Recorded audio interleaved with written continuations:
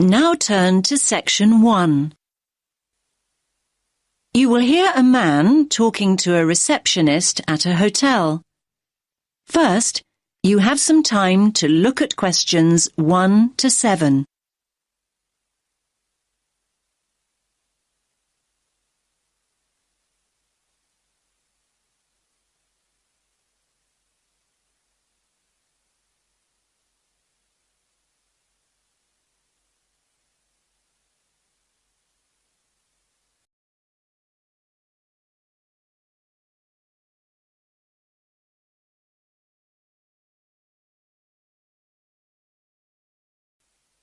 Listen carefully to the first part of the conversation and answer questions 1 to 7. Good evening, sir. Do you have a reservation? Yes. Let me just check I've got everything. Sorry. Yes, a reservation. It's in the name of Hartley, Martin Hartley. Let me see. Oh, yes. Here it is.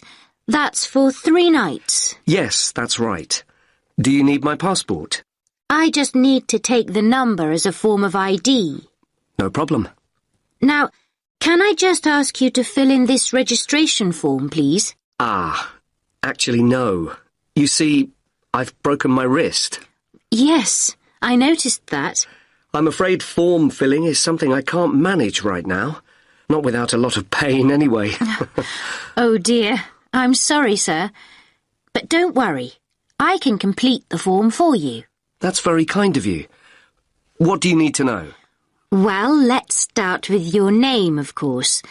So that's Martin, Hartley. That's Hartley. Thanks. And your address? 45 Carlisle Way. Could you spell Carlisle for me? Sorry. It's Carlisle.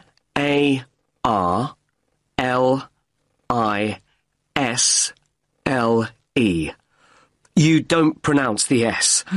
Carlisle Way. And that's in Lewes. Lewes. And is there a state? I don't think you have states in the UK. No, we have counties. It's East Sussex. Sussex is with double S. The postcode is LW4 6AU. Do you want my phone number? Actually, no. We contact people by email now. Ah, yes. And send me lots of advertising too, I suppose.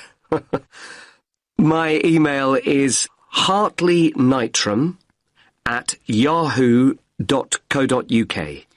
Sorry. A bit slower, please. Hartley, my surname, then Martin backwards, NITRAM. That's all one word. And all lowercase? That's right. No capitals. At yahoo.co.uk. Thank you very much, Mr. Hartley. And could you give me your passport now, please? Thanks. You can have that back now. And that's for 3 nights, so checking out on Sunday morning? OK, you're in room 16. That's on the first floor, overlooking the courtyard. Here's your key. Would you like somebody to take your bag? Now you have some time to look at questions 8 to 10.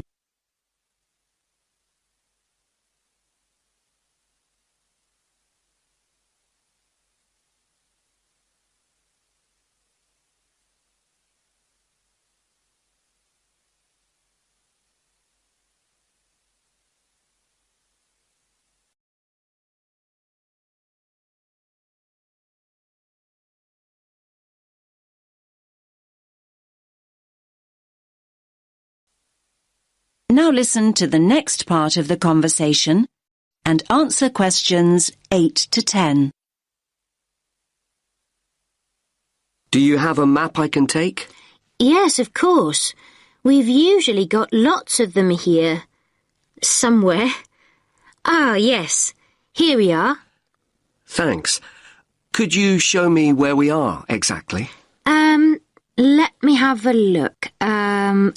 Yes. This is our street here, Avenida Constitución. The bigger hotels are marked, so let me just see which one is us. Here. Yes, here. This is Hotel Columbus, just before you get to the museum. I say just before because that's the way most people get here. I mean, coming from the main square where all the buses stop, or from the station. Yes, that's the way the taxi came in from the airport. I thought we drove past the museum, though, just after we went through that big square you mentioned. Ah, you probably mean here. That's actually an art gallery. It's worth having a look round, but the museum's more interesting. I think so anyway. Thanks for the tip. I hope I get time.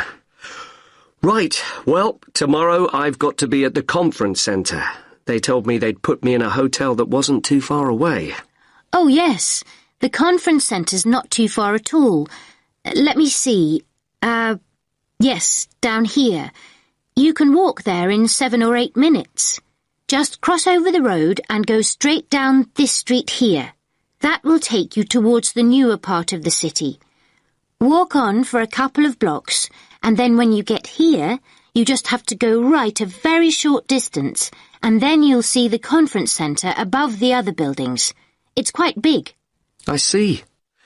That all looks quite straightforward. Thanks very much.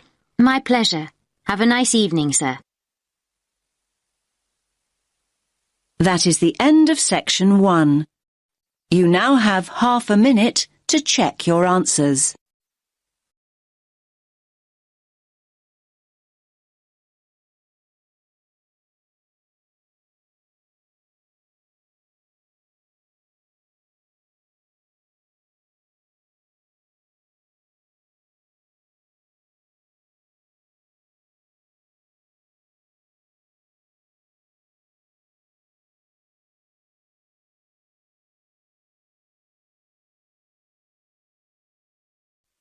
Now turn to section 2. You will hear a man talking to teenagers about archery. Now you have some time to look at questions 11 to 15.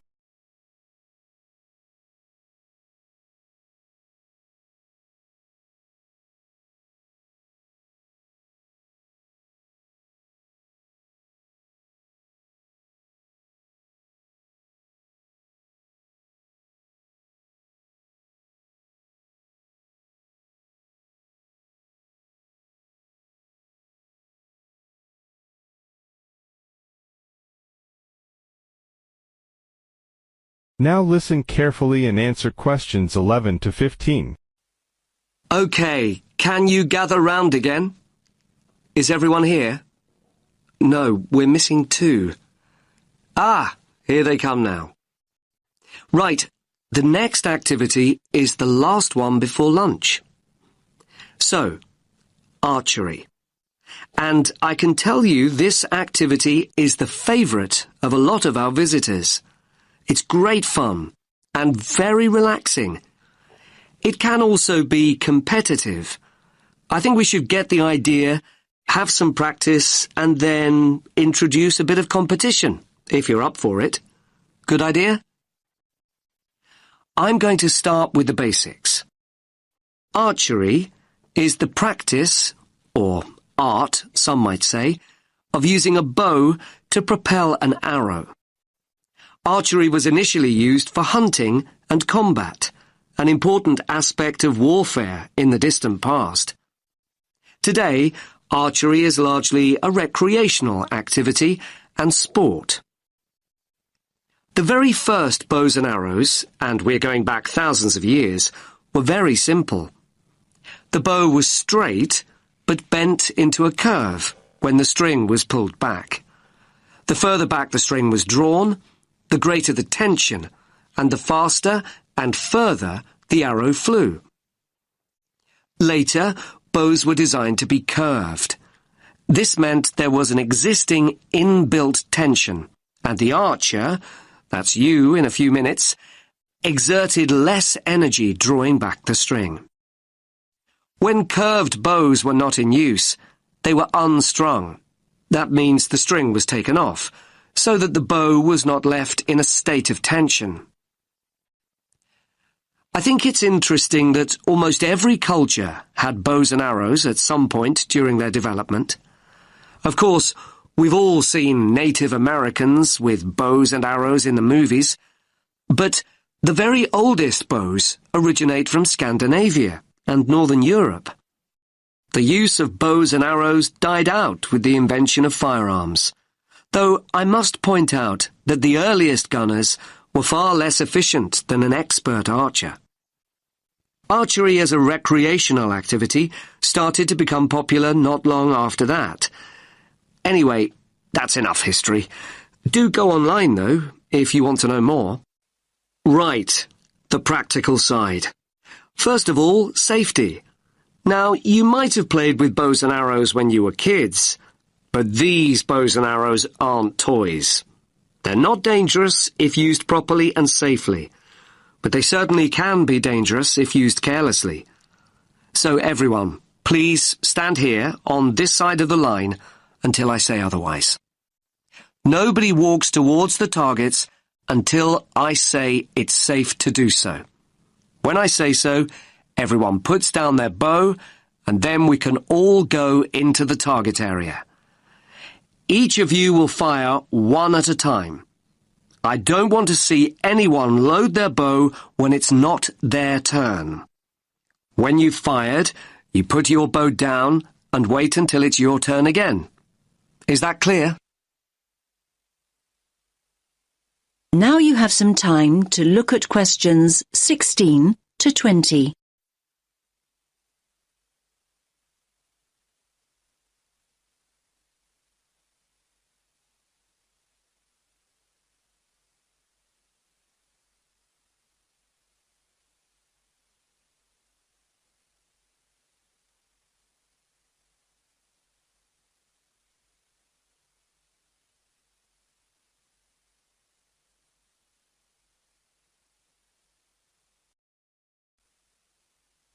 Now listen to the rest of the talk and answer questions 16 to 20. Let's take a look at the equipment. The bows are fairly heavy. You might be surprised. We'll spend a moment practicing holding the bow properly before we load one up. I'm holding it now, in the position in which you'll hold it. The drawstring is here, and again you might be surprised at the tension. You'll need to practice drawing back the string. Just above the middle of the bow, here, is the sight. You look through this as you would with a rifle. Using a bow and arrow without a sight is perfectly possible. Most master archers do this, but having one will certainly help you to start off with. Now I'll put the bow down and show you an arrow. The shafts of our arrows are wooden, but fiberglass arrow shafts are now common too. Traditionally, as I'm sure you'll know, the fletching at the top of the arrow, not the tip end of the arrow, was made of feathers.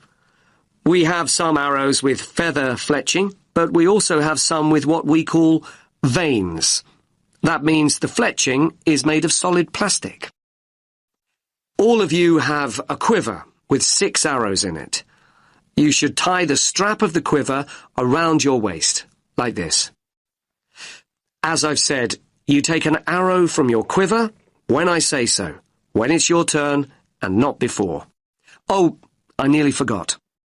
Protection. Everyone has a chest guard and hand guard, like those that I'm wearing. I'll show you how to put the chest guard on in a moment. And a bracer. The bracer's a smaller arm pad that protects the inside of your arm from the string. For those of you in a t-shirt today, that's important. But the bracer will also stop the string catching on the sleeve of a jumper or jacket.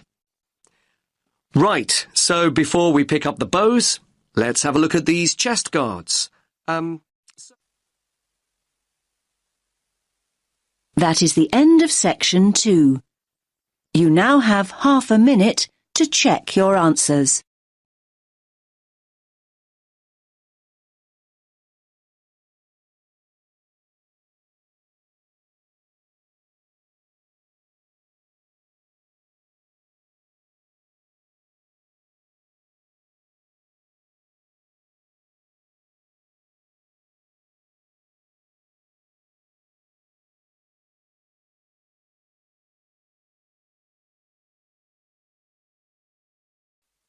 Now turn to section 3. You will hear 3 students discussing the issue of waste deposited in space. Now you have some time to look at questions 21 to 26.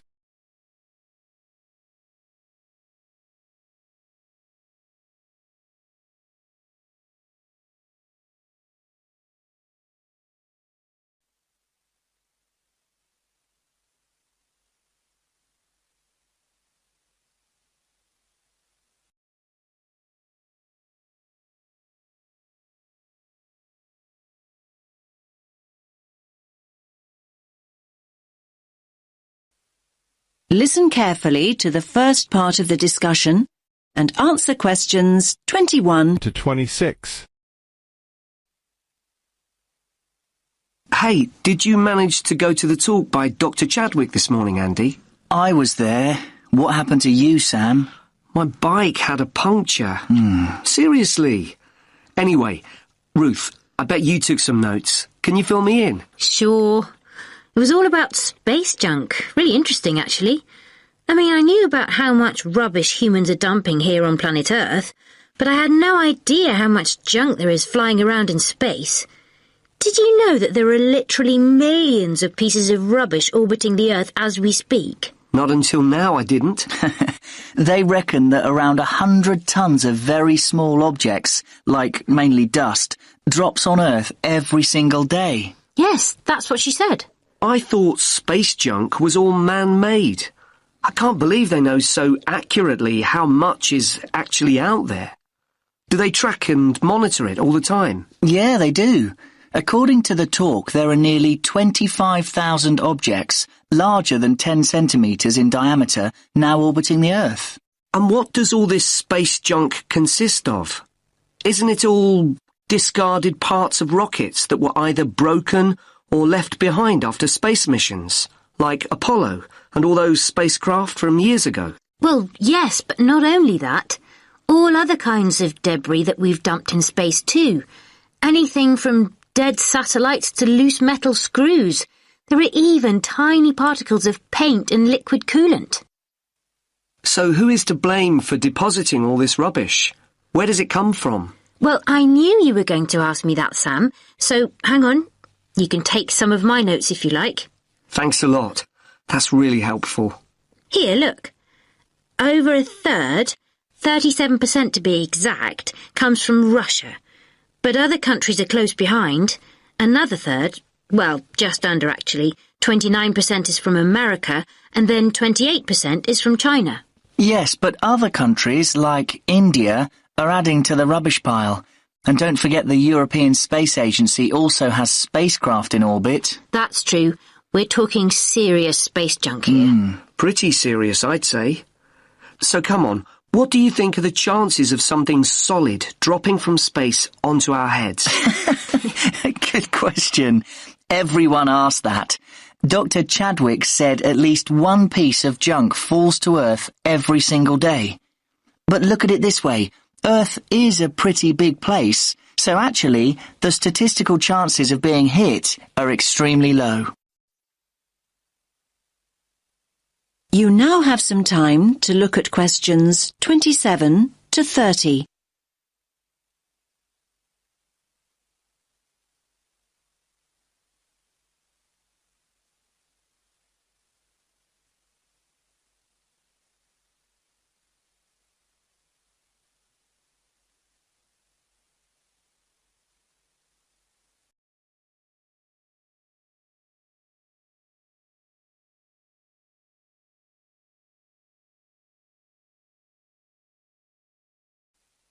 Now listen to the rest of the discussion and answer questions 27 to 30. So are you saying I'm more likely to win the lottery? Well, just think about it. 2/3 of the Earth is ocean. That's true. But in time, almost all these pieces of rubbish will fall to Earth because the object's orbit is decreased by its gravitational pull. But the good news is that they don't cause any serious damage. You know, they can't actually survive the heat generated on re-entry. They simply burn away. But that's not always the case. There are exceptions. Chunks of the United States UARS satellite recently fell into the Pacific Ocean. The UARS satellite? It was this 6-ton satellite launched by the Space Shuttle Discovery way back in 1991. So it had been up in space for 20 years, but stopped working in 2005. It weighed 5,700 kilos. And that's about the same as a double-decker bus, apparently. And, just check my notes. Here it is, yes.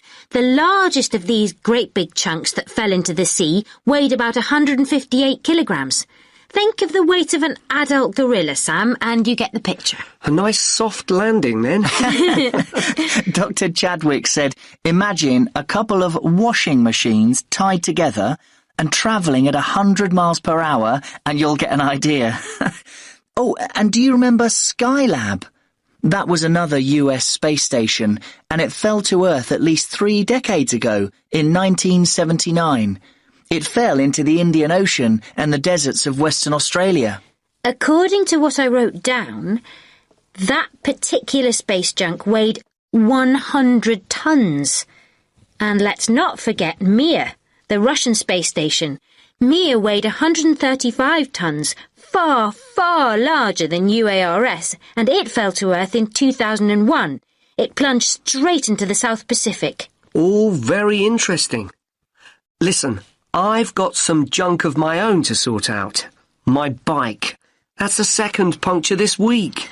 Come on, I'll help you fix it. That is the end of section 3. You now have half a minute to check your answers.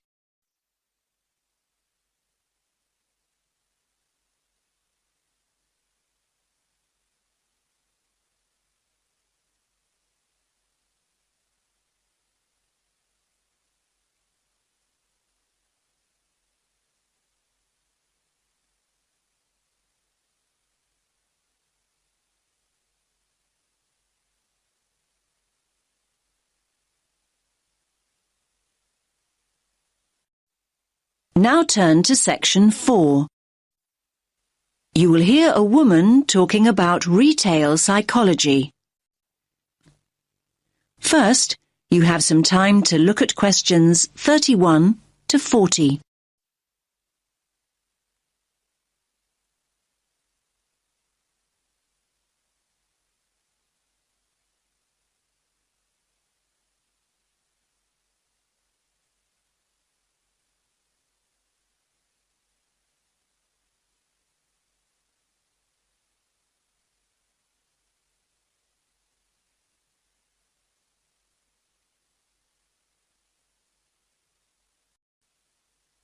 Listen carefully to the talk and answer questions 31 to 40. Hello everyone. Let's get started on the final lecture in our module on retail psychology. Today we're going to focus on supermarket layouts and how retailers display their products to encourage us as customers to spend as much of our money as possible. It's an interesting topic. Now, most of us don't actually realise that the layout is deliberately designed to make us part with our money. But in fact, millions of pounds are spent on research into the psychology of shoppers and what motivates us to buy. So, let's have a look at an actual supermarket layout. Now, here's the entrance to the store, just here. This area immediately around the entrance is what retailers refer to as the decompression zone or the dead zone. This is where the customers recover from the environment outside. And by that I mean this is where they adjust. For example, the place where they might put their keys in their pockets or take off their sunglasses, these kinds of things. So, what do you notice about this area? It's very empty, isn't it? Yes, it's pretty much clear of stock altogether. This area is not designed or used to sell us anything. Basically, the supermarkets never put any merchandise here because they know that no one's ready to buy yet. However, the retailers want their customers to feel comfortable.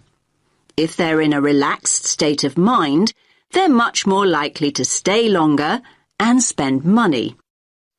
Now, let's look back at the entrance again.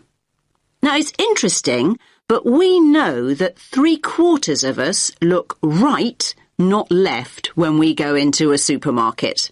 So, 75% of people. This gives the supermarkets a great opportunity to hit us with promotions and offers. So, near the front door, you might also find what we call the dwell zone. The dwell zone is the area on the right-hand side by the front door where you are encouraged to relax and browse. You will usually find newspapers and flowers here to help you do exactly that. Moving on from the dwell zone, we come to the power aisle. Basically, it's the main route customers return to after venturing into nearby aisles. And so this is the area of the supermarket where the strongest offers are displayed. So you might see a sign that reads barbecue time, and you'll see all the items you could possibly need for a barbecue. The charcoal, the sauces, the skewers and the drinks, everything you need, all in one place. Were you planning a barbecue before you went shopping? Do you even have a garden? Yes, the power aisle has a very powerful effect on sales, even though most of us don't even realize we are being sold to here.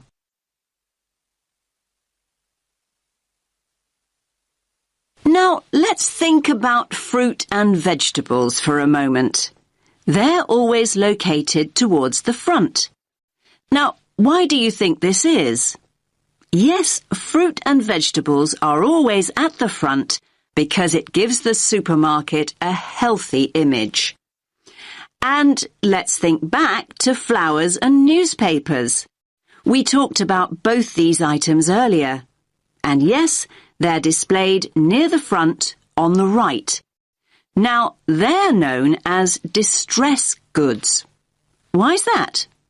Well, these are the goods that we often buy in a hurry or on impulse. In other words, these are the items we didn't actually intend to buy at all. But the supermarkets want us to put them in our trolleys even before we start our proper shopping. Now, what about everyday items like bread or milk or cereals? They're always placed right at the back of the supermarket. Yes, in this area here. Again, this is a deliberate strategy by the supermarkets. Basically, they want us to walk through the whole store to get them in the hope we will buy other things on the way. That's why items like these are often called destination goods. Now, where products are placed on the shelves makes a real difference. We read shelves a bit like we read a book. Our eyes go from left to right. And they want you to focus on the more expensive items, so they place them at eye level. It's often quite hard to spot items like cheap tinned food. Why is that? Well, they're normally placed very low on the shelves. Basically, the supermarkets don't want the cheapest products to be the ones you see first. Finally, let's have a look at the checkout area here. Now, we all know that sweets are deliberately placed within the reach of children at the checkout.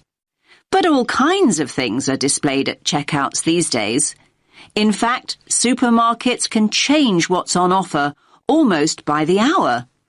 It's a quick and easy way for them to rotate their stock. So, if the sun comes out, the checkout is an ideal place to display sunglasses. And if it rains, umbrellas can be placed there instead. Now, does anyone have any questions? That is the end of section 4. You now have half a minute to check your answers.